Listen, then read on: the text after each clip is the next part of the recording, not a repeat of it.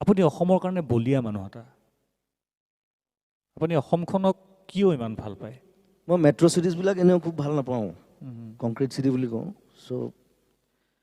মই মানে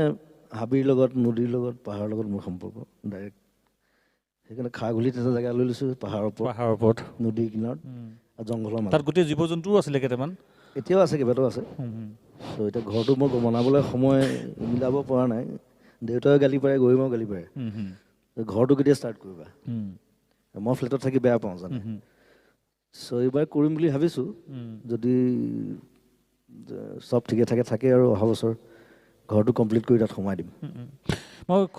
খুব আৰু অসমৰ মই আটাইতকৈ ভাল পোৱা বস্তুটো হৈছে ইয়াৰ ডাইভাৰ্চিটিটো ইমান ডাইভাৰ্ছ ষ্টেট নাই ইণ্ডিয়াত অকল আমিয়ে আছোঁ অসম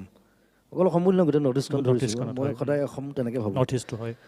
চ' ইমানেই ডাইভাৰ্ছ ইমান কালচাৰ ইমান ট্ৰাইবছ ইমান মানুহ ইমান বেলেগ বেলেগ ধৰণৰ মানুহ একেলগে আছে চ' সেইটোতকৈ ডাঙৰ উদাহৰণ নাই পৃথিৱীত